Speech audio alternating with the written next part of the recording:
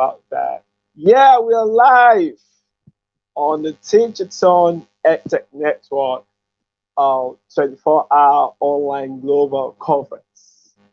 The long name, yeah, but we're having a 24 hours blast for educators everywhere in the world.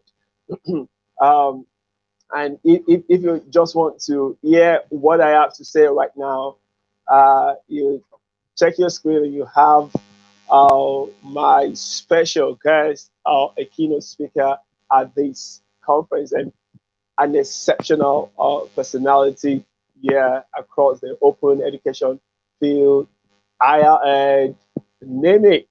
Yeah, so I'm talking about the one and only Professor Laura. Yeah, so thank you very much, Professor Laura, for joining us. We really, really appreciate. Okay, It's go ahead. great to be here. Yeah, I'm sorry about the technical problems.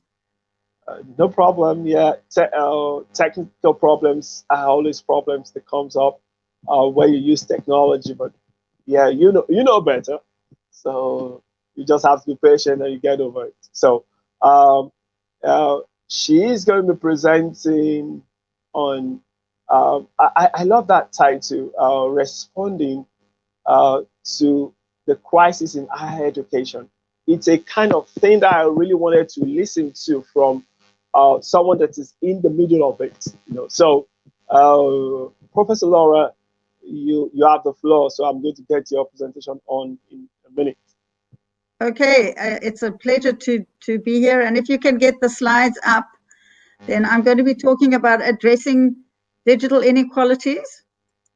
And I'm particularly focusing on the COVID period, because I'm assuming that most people have been, pretty much everywhere in the world, have been facing them.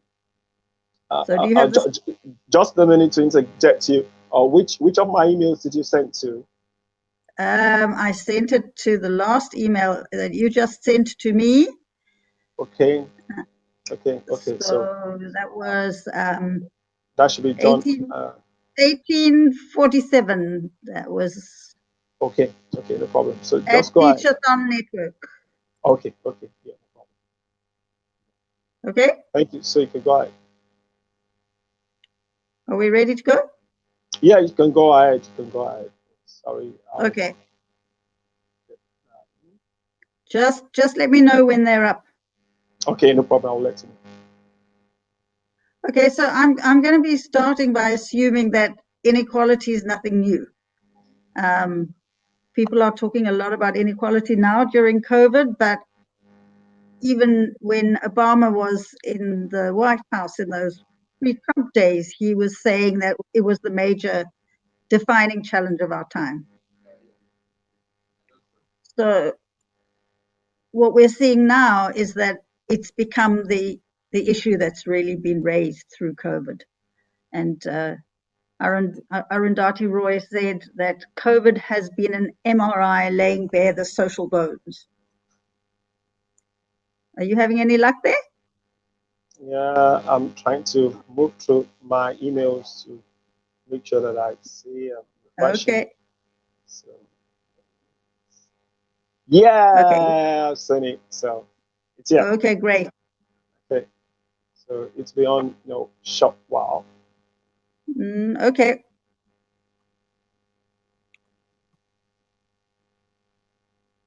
So when I'm talking about inequality, I'm talking about three types of inequality. And Thurborn describes us in society, and I think it works really well in education, as having vital inequality, which is about life chances and survival rates. Resource inequality, which is about an inequitable distribution of resources, and by that I mean all different types of resources, social, economic, cultural, etc.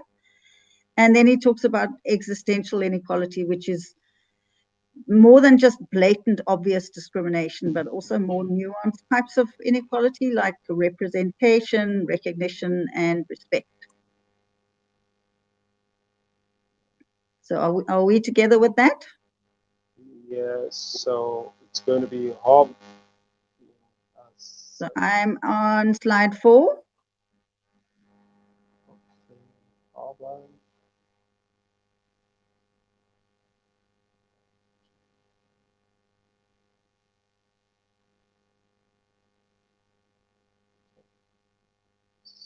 Yeah, it's coming out right now. Great. There we go. Wonderful. So Yeah, that's beautiful. If we go on to slide 4, yeah, it's I was just, that's perfect, perfect. So the 3 types of inequality are what he calls vital inequality, which is about life chances, resource inequality, which is about inequitable distribution of resources, and then existential inequality. So the next slide.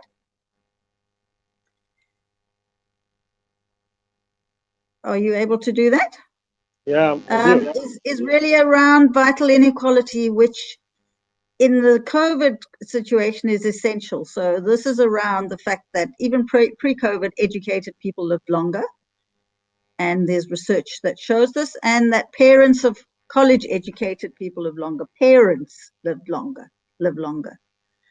And of course, now we're sitting with a situation, and it's particularly clear in the States, that there are a whole lot of tensions around risks of students and staff being on campus. So that's literally a life and death question. But then there's also the question of the risks of students not completing the academic year. So that's a life chances question. And then, of course, the question that's getting the priority is what are the financial implications for universities? And that's in certain places that lands up being the major priority.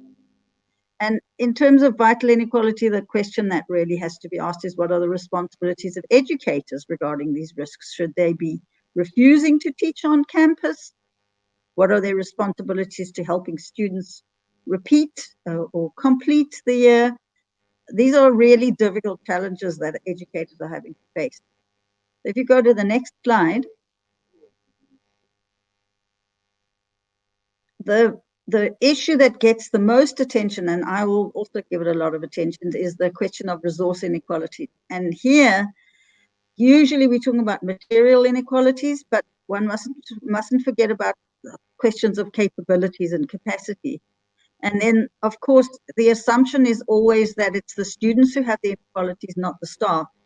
But one of the things that's become really clear during this period is that you can't make assumptions that all staff, all educators have the resources they need for remote and online teaching, nor that they have the literacies and the capabilities. So the next slide, please.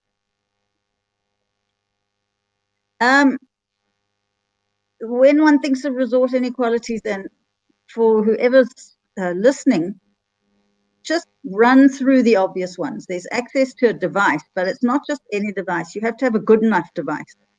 So often when one says everyone in Africa's got a cell phone, that doesn't mean everyone's got a cell phone that is suitable for online learning. Electricity is an assumption, but that's not a fair assumption. Some places don't have electricity, or they have unequal electricity, or they have load shedding. Connectivity, and here I'm talking about any kind of connectivity, Wi-Fi, ADSL, mobile.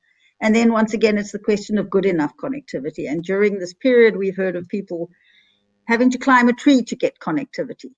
You know, connectivity is not something that one can assume to be stable.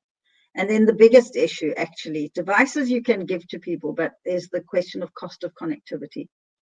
And then last, of course, but not least, is books and materials, because even when they're online, that doesn't mean they're free. So there are a whole string of resource issues. And if you could look at the next slide, please. There are, of course, lots and lots of other barriers to learning. And just to mention a few that have become very clear during this period, anxiety and stress has been a huge thing. Mental health issues have been a massive issue. And I think that this has been found to be the case even more than the usual in the last few years, or more than previously. Then there's the question of inconducive learning spaces and inappropriately designed courses. And this is something I'm going to talk more about because it's something educators actually have some control over. And then there's lack of access to suitable books and resources, and obviously very specific discipline-specific barriers, and this question of digital literacies. So if we can have the next slide, please. And once again, the question that all educators have to say to themselves is, what is in an individual educator's control? Because so many of these things are outside of an educator's control. And this is a dilemma that educators face. What can they do about students' home environments? Well, probably not a lot. What can they do about improving access to materials? There are things they can do in terms of engaging with online open education resources. How can they design better courses and programs? That's something I'll say more about. And if you're interested in equality, you can design with equity in mind. So just to summarize, what I'm showing here is the shift from face-to-face to remote and online, and how it's different. And if you could just move to the next slide. What I'm really focusing on is asynchronous. So anyone who's designing with inequality and equity in mind needs to be designing for asynchronous. And that's really the single point that I want to make, because synchronous assumes connectivity, devices, bandwidth, money for the cost of data, etc. And although many educators think that they're going to simply recreate online courses through synchronous, that's the most unequal thing to do. And that's the most exclusionary thing to do. So anyone who wants to design with inequality in mind has to start thinking about ways of providing and teaching for asynchronous. So if you can go to the next slide, please. Here, this is really the focus of what I want to talk about. And it's a resource that the center that I work in has designed. And sorry, I'm just, I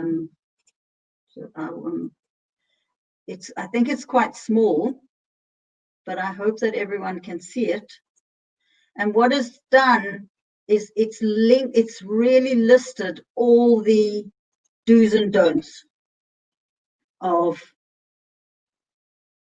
low-tech teaching and designing for low-tech teaching. So the first thing is to simply use low-tech, such as text and slides. Videos are the most high-tech choices that you can make if you're interested in equity. Then the other things have got nothing to do with technology. And this is the thing I think people forget about. They're about communicating. Over and over again, they're about communicating frequently and consistently. That's an essential for inclusivity. Things like inclusiveness, flexibility, mindfulness, captions, multiple formats, those are all forms of inclusivity. The strange thing to say about design, and people tend to think the opposite, but less is more. So bearing in mind that people who are not students, who are not used to this environment, are going to take much longer at home. They're going to take much longer in the online sphere. So keep it simple, less is more. And then on the other side, be super organized. Make sure that the scaffolding is absolutely explicit, have very, very clear lesson plans, give extremely clear and explicit instructions. And then, of course, have online office hours. Make it very clear when you're available and be there during that time. And obviously make it a stretched out period so that students can use asynchronous tools such as WhatsApp to participate. The other thing that is a staple of online and distance education is short chunks. Feedback from students has let us know that they, even when you use video, they like short video chunks. And then put all the instructions in one place. So these are the kinds of tips and tricks that have been shown to be really useful and effective for inclusive approaches. And then there's a whole lot of things on the other hand that you shouldn't do. So they tend to be the opposite, but I suppose one of the things to avoid doing is not being unrealistic. Be very realistic about what's possible, especially during times when students are very, very anxious. And don't try out a whole string of new tools. This is not the time to be innovative and exciting. Use well-tried and well-known tools. And then just keep communicating. So I think that's probably the single most important message that I'd like to share with you this evening. If you can go on to the next slide. I would like to point you to a number of resources which we have made available under open access Creative Commons licenses. And the kinds of things I've been talking about are provided in a great deal more detail around how to understand the impact of crises, how to work with students, and then also feedback from students themselves. So that's really what I would like to focus on in this slot, and I'm obviously very happy to pursue any of these points with you, John. But my advice around equity-focused teaching and learning is keep it simple and keep equity principles at the forefront. Thank you, and that's, I think the next slide is thank you. And you've disappeared.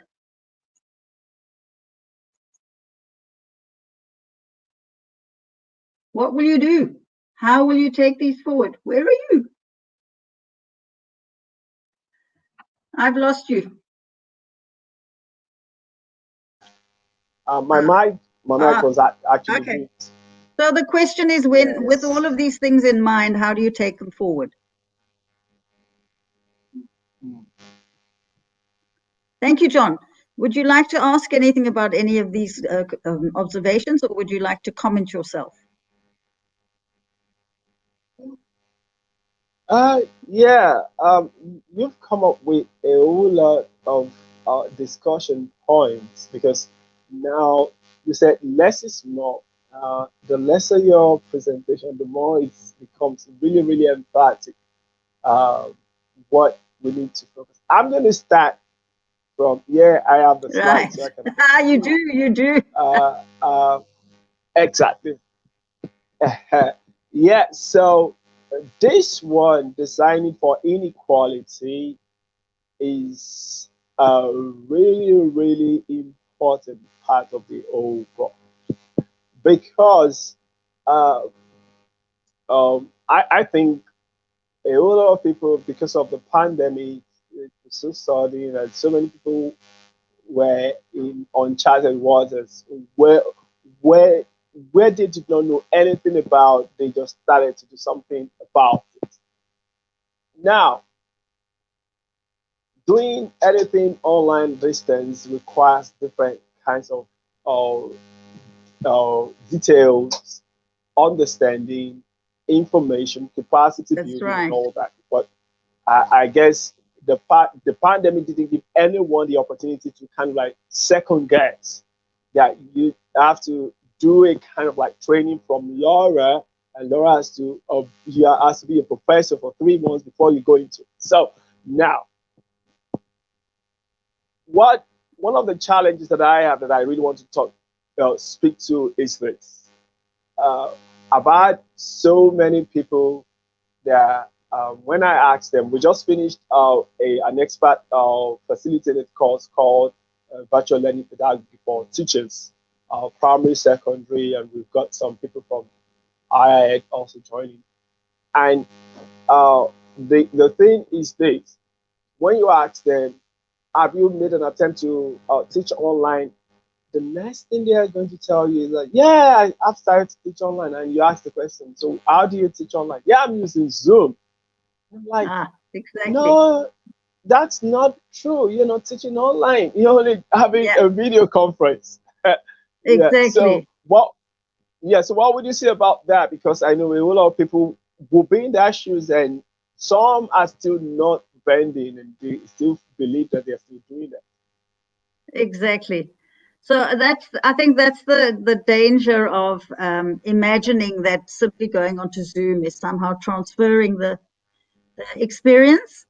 And of course, as I was saying, it's actually excluding a number of people because many people can't actually participate in a Zoom space anyway. But Yes. also, unless you design inclusive participation, it becomes a one-to-many activity.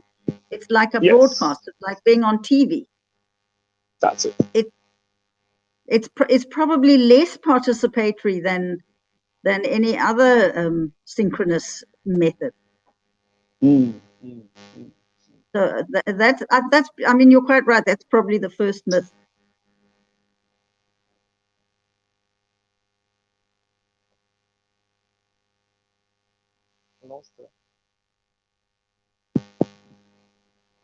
Yeah.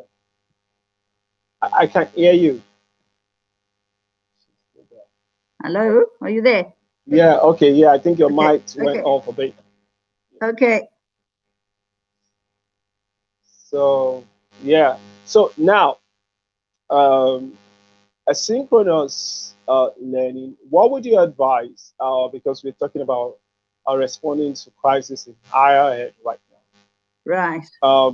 I got talking with some of my colleagues that who work in a particular private university, and she told me that, yeah, John, let me tell you the truth.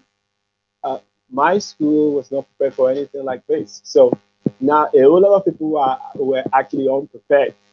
Right now, they're still looking for expertise to actually get things done. So what would you tell them in this kind of situation?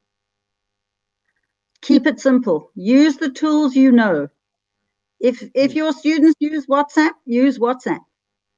This is not the time to terrify them and you with something unfamiliar. You know, their levels of anxiety are so high already.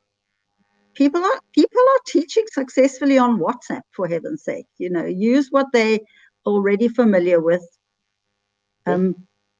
Assume that everything's going to take people longer. You know, the thing about asynchronous is it does give people the opportunity to take their time to answer. Yes. So if you have a conversation that people don't have to think in that minute or be put on the spot. Some people don't want to be in a Zoom in a room because they don't want to expose their living conditions. Yes. You know, suddenly they're expected to show their homes. You know, that's invasive and it might be embarrassing. So keep it simple, and if people don't want to use images, that's fine. Let them use audio, let them use text. And that's very interesting because now, if it's not asynchronous, automatically you've got some people off the whole class stream, and that's how you can't really have an equity-based system when you do something that's already cutting off a whole lot of people because of that, and that's very important. So now this one, and this is the last one I'm going to, so that I'll get you need to go rest. You've been having a very busy day, so I got to know. So now you have a wonderful list here. Okay, yeah. So for the participants, the link is bit.ly/LowTech guide. So you will definitely see this there. So now I know you didn't want you just pick one of the don't do's, the don'ts. So if you will pick one more, which one would you pick? Because there are quite a whole list of things here.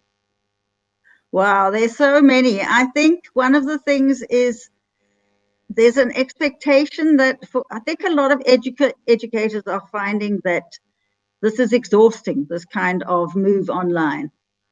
And their students expect them to be available 24/7. So there's this kind of thing with the digital, you know, you're always on. And so setting some boundaries, I think, is really important. boundaries. So that's why that's the idea of class times. You know how lecturers have you can see me at between 2 and 4. Those are my office hours. Exactly. Having the same kind of thing in the virtual classroom and the online learning management space is actually really important to protect educators as well. So that's one of the things that I think is about balance, and I think it's important. Educators at the moment need to take care of themselves. I think Absolutely. the level of stress, the focus has understandably been on students, but the level of stress and exhaustion that educators have been through over these last few months is not to be underestimated. And the economic state of universities all over the world is adding another layer of stress. Wow. So being present for students, but actually keeping some boundaries is something I would definitely advise. And that's very, very important, because I think I saw a tweet shared by someone recently, and she was talking about the fact that don't ever think that you want to move online and it's almost similar to face-to-face teaching there, that it's never the same, and there's a whole lot of things that you have to sort out and figure out, and it's really, really hard work. And when you now talk of the imbalance, and that's a real challenge. So what would you advise an institution that really comes down to it on this, and then says, okay, fine, we know you educators, you're going to give a lot much more because of this process. Would you really give like maybe 2 advices on how they should go about treating and dealing with balance with their educators? So I think the thing about teaching online in this way is that there's a lot of investment up front. Yeah. But the investment lasts longer. So even though people feel completely overwhelmed, once they've done a whole lot of that legwork, once the design is in place, the resources are in place, the short videos have been made, the investment will last a great deal longer than a face-to-face situation where you have to stand up and repeat the lecture over and over again. Absolutely. So you have to see that there's a long tail with this kind of investment, and it's hard to tell when it's been done so rapidly. But the advice is to try and see it over the medium to long term, where there will be payoffs later. And I think that comes dives deep into what we have as a team for this 24-hour conference, because it's face-to-face to online, mainstreaming the education continuum. Now, when you're talking about long term, then you're talking about telling people that now you need to get to it. This is what you need to start to work on and prepare for the long journey, not that you just wanted to do something that's it's an intervention. So that's what a whole lot of people are still doing, considering the fact that when pandemic is over, yes, we'll go back to our normal system. No, that's not going to happen. I think that's not going to happen. I think that my last question is, what will you take forward, is exactly about that. Because people are starting to find there are different ways of doing things, and some of those different ways are worth hanging on to. I think the example that comes most immediately to mind is the question of assessment. Yeah. Many people have changed from the kind of invigilated exams in a big lecture theatre or a sports theatre, and they're giving open book exams or take-home exams or different forms of assessment. And they're finding that those are actually more valuable in terms of genuine feedback. And so that's the question, I think, as things move into the next phase, and we're not there yet. Yeah. But I think it's going to be really interesting as scholars and researchers to track which of these changed practices get taken forward into the post-pandemic period. Very deep. Finally, I'm actually enjoying speaking with you on this because there's a whole lot of things you're actually bringing up that we could continue to talk about. You are into the OER open education space. Um, Right.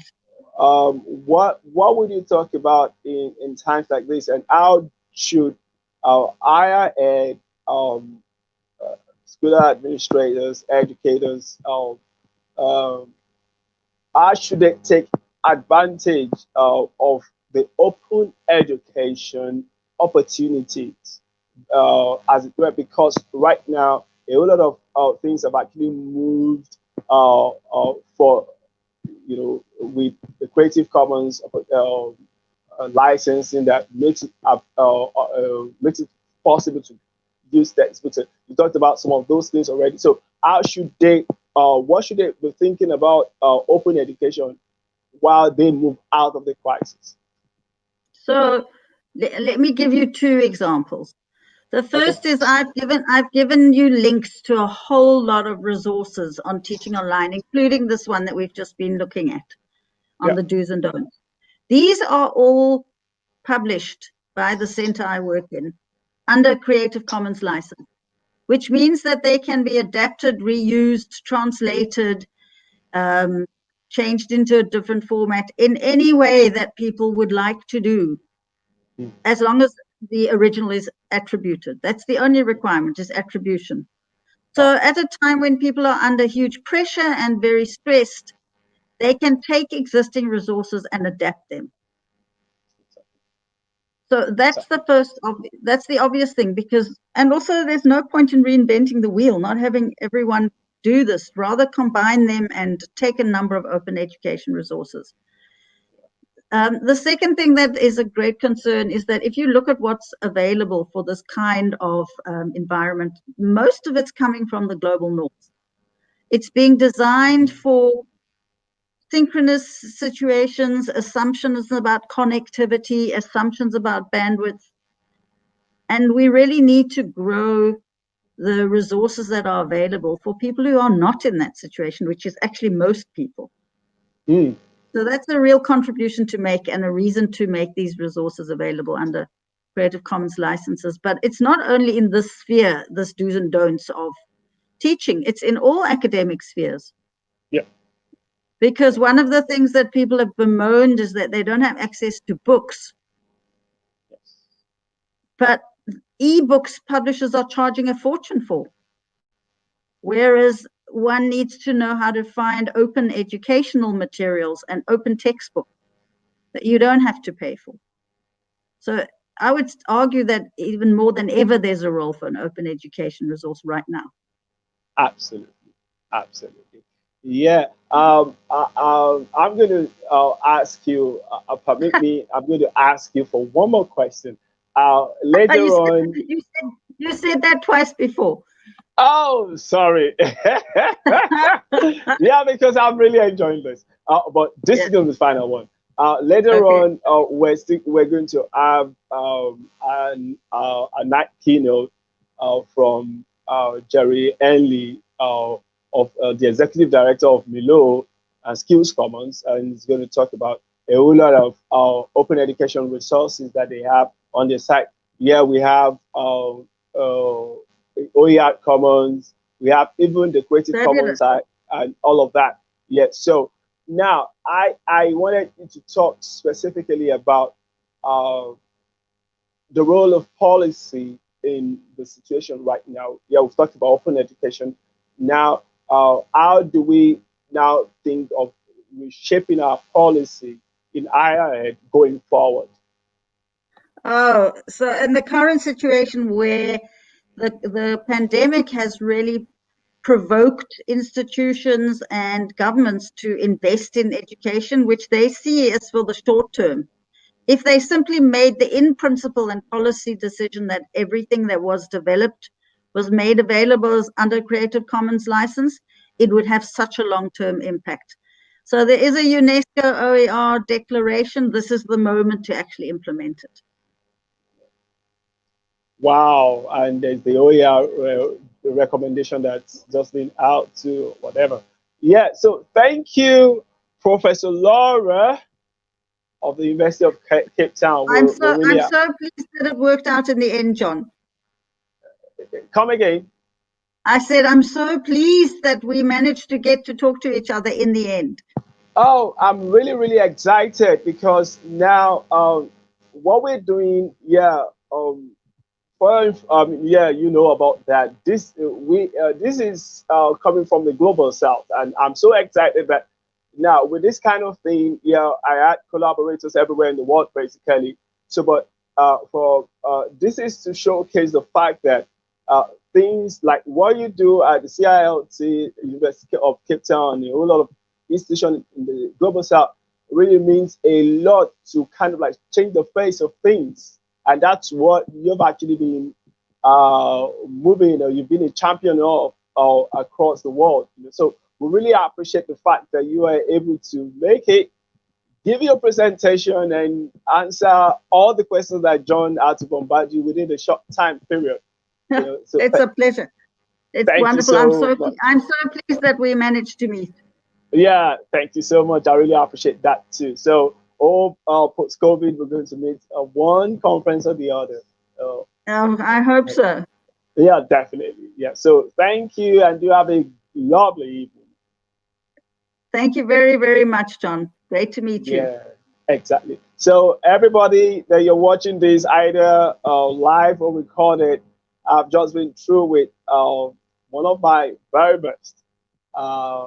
She's an open education champion, expert, advocate, and she's in the top echelon of things in higher ed across the world, and particularly at University of Cape Town. That's Prof. Laura, and she has been able to talk about responding to crisis in higher ed, especially for a period of pandemic like this. And we are so glad in this 24-hour conference to have drop something so mighty and weighty into the whole process. So we already know that we're having a whole lot that we're packing together within these 24 hours. And she's actually done something so wonderful for us. So thank you very much, Professor Laura, once more. So we'll end the broadcast right now. Thank you so much. Thanks so much, John. Yeah. You too. Thank you. Bye. Bye.